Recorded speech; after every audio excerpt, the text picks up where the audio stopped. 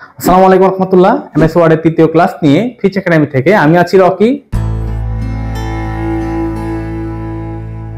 হ্যাঁ, তাহলে আজকে আমরা দেখব, আমরা সর্বপ্রথম এখানে হোম থেকে দেখব ক্লিপবোর্ডের যে গ্রুপগুলি, গ্রুপের মধ্যে আমরা যে টুলসগুলো আছে টুলসগুলো নিয়ে আলোচনা করব।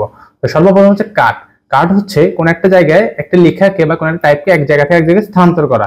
যেমন আমি চাচ্ছি এই পারফেক্ট হিউম্যান বিং এই লেখাটাকে আমি কাট করলাম, কাট করে আমি লেখাটা কোথায় রাখবো। যেমন আমি চাচ্ছি এখানে এসে নিচে এখানে আমি পেস্ট করে দিব, মানে যেখানে আমি কার্সরটা রাখবো দেন ওখানে এসে আপনি পেস্টে ক্লিক করলে লেখাটা আগের জায়গা থেকে পরে চলে আসবে। মানে কার্ডের কাজ হচ্ছে আপনি যে লেখাটা লিখবেন সেটাকে এক জায়গা থেকে আরেক জায়গায় স্থানান্তর করা।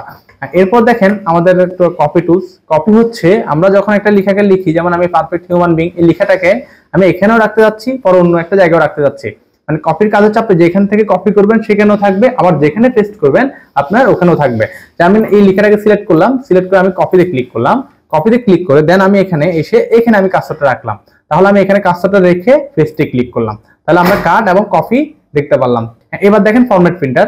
ফরম্যাট প্রিন্টার হচ্ছে যেমন আমি চাচ্ছি এই আমরা এখানে ইন্ট্রোডাকশন লেখার মধ্যে আমরা একটা আউটলাইন ইউজ করছি, একটা হাইলাইট কালার, তারপর লেখাটাকে বোল্ড করে দিয়েছিলাম। এই লেখাটাকে আমরা ফিজিক্যাল অ্যাফারেন্সের মধ্যে সেম এরকম করে দিব। তাহলে আমি ফিজিক্যাল অ্যাফারেন্সটা আগের মতো করে নিই, আমরা এখান থেকে হাইলাইট কালারটাকে নো কালার করে নিলাম। হ্যাঁ, এখন ইন্ট্রোডাকশন কালারটাকে আমি আগে সিলেক্ট করব, সিলেক্ট করে আমি ফরম্যাট প্রিন্টারে ক্লিক করব। ক্লিক করার পর যে লেখাটাকে আমি সেম লেখাটাকে সিলেক্ট করে দিব, সেম লেখাটা আমার ইন্ট্রোডাকশনটা যে ফরম্যাটে ছিল, যে ডিজাইনে থাকবে সেম ওই ডিজাইনে চলে আসবে। এটাই হচ্ছে আমাদের ফরম্যাট প্রিন্টারের কাজ। ফরম্যাট প্রিন্টারের কাজ হচ্ছে আপনি যে ওয়ার্ডটাকে সিলেক্ট করে অন্য একটা ওয়ার্ডের উপরে দিবেন, প্রথম যে ওয়ার্ডটা সিলেক্ট করবেন ওই ওয়ার্ডের যেই ধরনের লেখা থাকবে, যে ধরনের ডিজাইন থাকবে, যে ধরনের কালার থাকবে, সেম একই রকম ওই যে ওয়ার্ডটাকে আপনি পরবর্তীতে দিবেন সেই ওয়ার্ডটাতে হয়ে যাবে। এটাই হচ্ছে আমাদের ফরম্যাট প্রিন্টারের কাজ। তাহলে আমরা এখানে কাট দেখলাম, কপি দেখলাম, ফরম্যাট প্রিন্টার দেখলাম আর পেস্ট দেখলাম। এটাই হচ্ছে আমাদের এই চারটা টুলস নিয়ে হচ্ছে আমাদের এই ক্লিপবোর্ড। এবার যদি আমরা আসি এই ফন্টের দিকে, এই ফন্টের গ্রুপটা আমরা এখন দেখবো। তো ফন্টের গ্রুপে ফার্স্ট হচ্ছে এখানে যে হচ্ছে নেম বক্স বা ফ্রন্ট নেম বক্স, এটার নাম। এখান থেকে আমরা বিভিন্ন লেখার স্টাইল চেঞ্জ করতে পারি, বাট আমরা অ্যাজ ইউজুয়াল আমরা অফিসিয়াল যে ফন্টটা ইউজ করে থাকি, সেই ফন্টের নাম হচ্ছে আমরা টাইমস নিউ রোমান। যেন আমি এখানে সময়ের টাইমস লিখে যদি নিউ রোমান লিখি আমার চলে আসে। বাট আমরা এই লেখাটাকে ভিন্ন ভিন্ন ডিজাইনে চেঞ্জ করতে পারি। যেমন আমি লেখাটাকে সিলেক্ট করলাম, সিলেক্ট করে আমি জাস্ট এখানে টাইমস নিউ রোমানের জায়গায় যদি মনোটাইপ কোর্সিভ একটা ফন্ট স্টাইল দিই, দেখেন আমার লেখার ডিজাইনটা চেঞ্জ হয়ে যাচ্ছে। আবার আমি যদি এটার জায়গায় এখানে যদি আমি অন্য একটা ফন্ট দিই, ইনফ্যাক্ট একটা ফন্ট দিলাম, দেখেন ফন্টের নাম চেঞ্জ হচ্ছে। আবার আমি যদি এখানে এসে ক্যালিব্রি বা অন্য অনেক ফন্ট আছে, যেমন আমি তুলসী দিলাম, লেখার ডিজাইনটা চেঞ্জ হচ্ছে।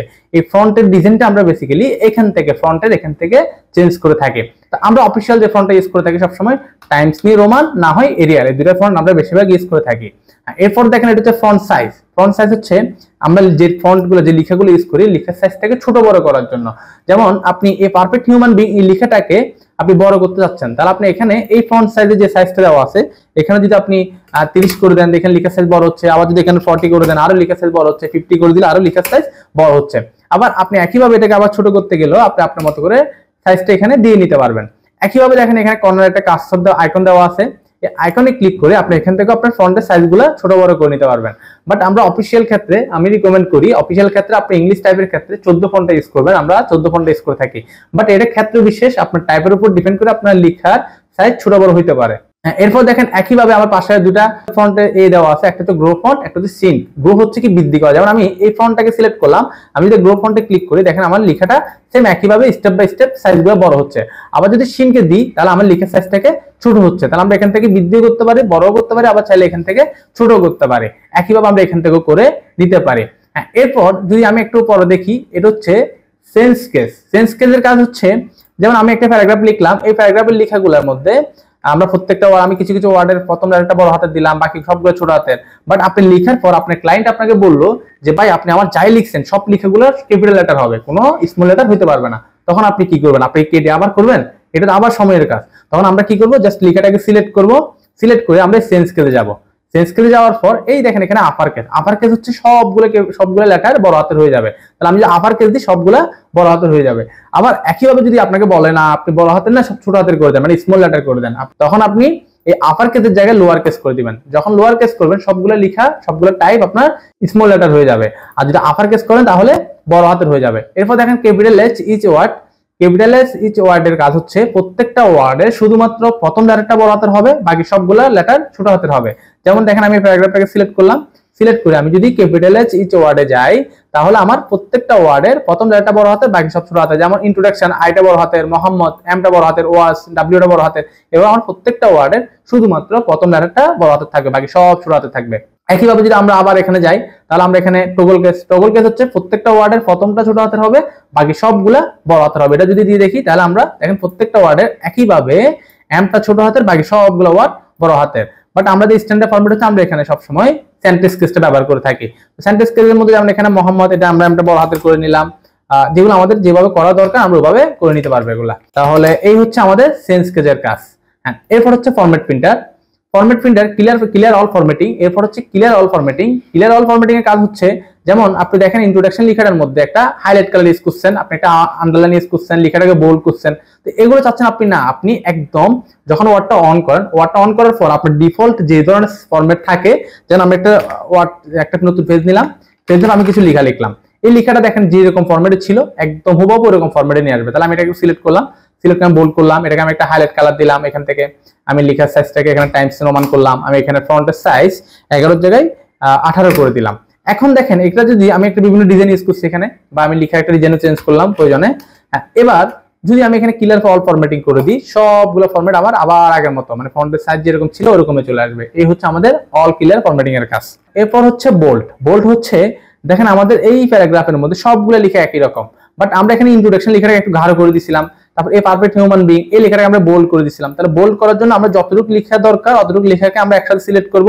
সিলেক্ট করে আমি যদি এখানে বোল্ডে ক্লিক করি, দেখেন আমার লেখাটা বোল্ড হয়ে যাবে। তাহলে আমার বোল্ড করতে হলে যে লেখাটাকে আমরা বোল্ড করব, ওই লেখাটাকে সিলেক্ট করব, সিলেক্ট করে আমরা বোল্ডে ক্লিক করব। আবার যদি একইভাবে আপনার আগের জায়গায় নিয়ে আসতে হয়, মানে আপনি বোল্ডটাকে তুলে দিতে চান, তাহলে আপনি লেখাটাকে সিলেক্ট করে বোল্ডে ক্লিক করবেন, আবার আগের মতো হয়ে যাবে। তাহলে এরপর হচ্ছে আমরা ইতালিক। এখানে হচ্ছে ইতালিক হচ্ছে আমরা লিখার ইতালিক ডিজাইন। আপনি জাস্ট যতটুকু লেখা ইতালিক করবেন অতটুকু লেখা সিলেক্ট করবেন। সিলেক্ট করে যেমন আমি যাচ্ছি পুরোটাকে করবো, আমি পুরো লেখাটাকে পুরো প্যারাগ্রাফটাকে সিলেক্ট করলাম। সিলেক্ট করে দেন আমি এখানে ইতালিকে ক্লিক করলাম, দেখেন আমার পুরো প্যারাগ্রাফটার লেখাটা এখন ইতালিক ডিজাইন হয়ে গেছে। আবার যদি আমাকে আগের মতো নিয়ে আসতে হয়, তাহলে আমি ওই লেখাটাকে সিলেক্ট করলাম। সিলেক্ট করে দেন আমি এখান থেকে ইতালিকটা তুলে দিলাম, আবার আগের মতো হয়ে যাবে। হ্যাঁ, এরপর হচ্ছে আন্ডারলাইন। এই টুলসের নাম হচ্ছে আন্ডারলাইন। আন্ডারলাইন হচ্ছে এই পারফেক্ট হিউম্যান বিং, এই পারফেক্ট হিউম্যান বিং এই লেখাটার নিচে আমরা একটা আন্ডারলাইন ইউজ করছিলাম। দেখেন এই আন্ডারলাইন ইউজ করার জন্য আমি লেখাটাকে সিলেক্ট করলাম। সিলেক্ট করে যদি আমি এখানে আন্ডারলাইনে ক্লিক করি, দেন আমার আন্ডারলাইন চলে আসে। আবার যদি আমি এখানে আবার ইউজ করে আন্ডারলাইন চলে আসবে, আবার ক্লিক করলে রিমুভ হয়ে যাবে। আন্ডারলাইন এখানে আরো অনেক ধরনের ডিজাইন আছে, যেমন আপনি আইকনে ক্লিক করলে দেখেন আমাদের বিভিন্ন ডিজাইন আছে, আপনি চাইলে এখানে বিভিন্ন ডিজাইন গুলো ইউজ করতে পারবেন। আবার একটু যদি নিচের দিকে আসি, মোর আন্ডারলাইন্স এখানে আপনার ভিতরে আরো অনেকগুলো আন্ডারলাইন ডিজাইন আছে, আপনি এখান থেকে এগুলো ইউজ করতে পারবেন। আবার একইভাবে আপনি আন্ডারলাইন কালার চেঞ্জ করতে পারবেন। যেমন আপনি এখানে আন্ডারলাইন কালারে ক্লিক করলে এখানে বিভিন্ন কালার থাকে, আপনি চাইলে এখানে আপনার মতো করে আপনি কালার ইউজ করতে পারবেন। আবার যদি না লাগে আমি জাস্ট এখানে ক্লিক করলে আমার আন্ডারলাইনটা রিমুভ হয়ে যাবে। এরপরে দেখেন স্ট্রাইক থ্রু কাজ হচ্ছে, যেমন আমি চাচ্ছি এই পারফেক্ট হিউম্যান বিং এই লেখাটার মাঝখানে একটা বরাবর একটা দাগ দিয়ে দিব। তাহলে আমি লেখাটাকে সিলেক্ট করলাম। সিলেক্ট করে আমি জাস্ট এখানে স্ট্রাইক থ্রুতে ক্লিক করলে আমার মাঝখানে একটা লাইন চলে আসবে, দাগ চলে আসবে, মানে আন্ডারলাইনটা না এসে মাঝখানে চলে আসবে। আবার যদি এটাকে রিমুভ করতে হয়, যতটুকু প্রয়োজন আপনি ততটুকু সিলেক্ট করবেন। সিলেক্ট করে এই স্ট্রাইক থ্রুতে ক্লিক করলে আবার আমার আগের মতো হয়ে যাবে।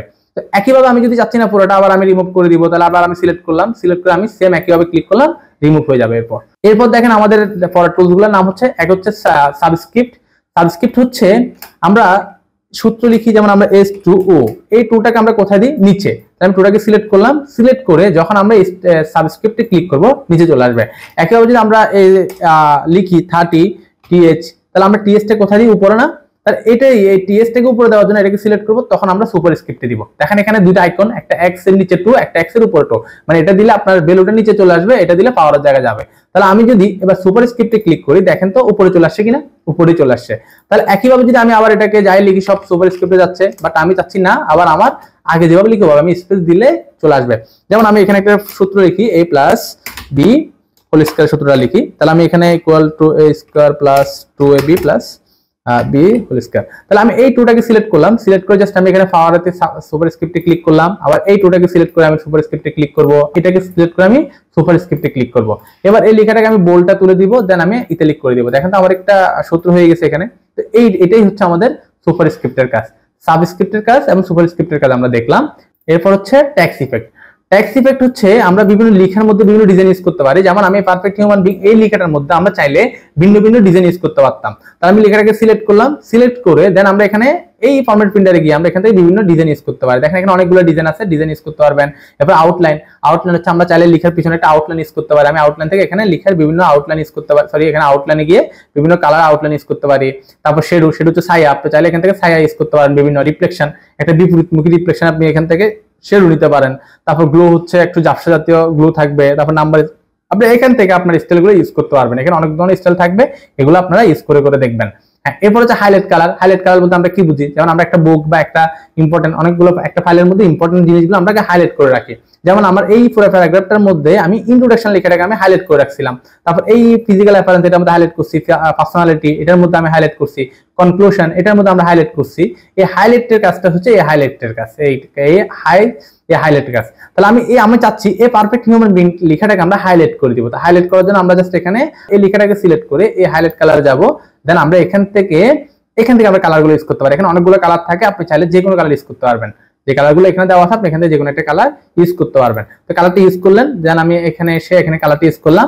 এখন আপনি চাচ্ছেন না হাইলাইট কালারটা দরকার নেই, আপনি এটাকে রিমুভ করে দিবেন। তখন আপনি কি করবেন, তার জন্য আবার আপনি একইভাবে লেখাটাকে সিলেক্ট করবেন। সিলেক্ট করে আপনি হাইলাইট কালারে যাবেন, এখানে এসে নো কালার করে দিবেন। নো কালার করলে আর আমাদের আর কালার থাকবে না। এরপর হচ্ছে ফন্ট কালার। ফন্ট কালারের কাজ কি? ফন্ট কালারের কাজ হচ্ছে আমরা যে লেখাগুলো লিখি, লেখার মধ্যে বিভিন্ন কালার দেওয়া। যেমন আপনি চাচ্ছেন এই পারফেক্ট হিউম্যান বিং লেখাটার মধ্যে একটা কালার দিবেন, বা এই প্যারাগ্রাফটা পুরোটার মধ্যে একটা কালার দিবেন। ব্ল্যাক দিবেন না, আপনি ব্ল্যাকের জায়গায় অন্য একটা কালার ইউজ করবেন। তাহলে আপনি লেখাটাকে সিলেক্ট করলেন, সিলেক্ট করে আপনি এখানে ফন্ট কালারে গিয়ে এখানে আপনি অটোমেটিক যে কালারটা সেটা হচ্ছে ব্ল্যাক কালার থাকবে সবসময়। আপনি এখানে বিভিন্ন কালার থাকবে, এখান থেকে আপনি যে কোনো কালার ইউজ করতে পারবেন। যেন আমি একটা কালার দিলাম, একটা কালার চলে আসছে, আবার এটাকে সিলেক্ট করলাম, সিলেক্ট করে এই কালারের জায়গায় আমি এখানে রেড কালার দিলাম, বা আমি এখানে গোল্ডেন কালার বা ব্লু কালার, যে কালার ইচ্ছা আমার আমি ওখানে কালারগুলো ইউজ করতে পারি এখান থেকে। বা এখানে চাইলে মোর কালারে ক্লিক করে আপনারা অনেকগুলো কালার ইউজ করতে পারবেন। চাইলে আপনি গ্রেডিয়েন্ট ইউজ করতে পারবেন লেখাগুলোর মধ্যে, এখানে গ্রেডিয়েন্ট গুলো ইউজ করতে পারবেন। তো আমরা জাস্ট এখান থেকে কালার দিলাম, এটাই হচ্ছে আমাদের একটা কালার। যদি আপনি চাচ্ছেন না আমি এরকম রাখবো না, আবার আমি আগের মতো অটোমেটিক কালার করে দিব, তাহলে আবার একইভাবে আপনি সিলেক্ট করবেন, সিলেক্ট করে দেন আপনি এখানে কালারে ক্লিক করবেন, অটোমেটিক করে দিবেন। অটোমেটিক করলে আমাদের এটা ব্ল্যাক কালার হয়ে যাবে। এই হচ্ছে আমাদের ফন্ট গ্রুপের কাজ। তো আজকের ক্লাস আমাদের এইটুকুই। আমাদের ভিডিওটা দেখে যদি আপনাদের ভালো লেগে থাকে, আপনারা লাইক কমেন্ট শেয়ার করে আমাদের এঙ্গেজমেন্ট বাড়িয়ে দিবেন। ভালো থাকবেন, আল্লাহ হাফেজ, আসসালামু আলাইকুম।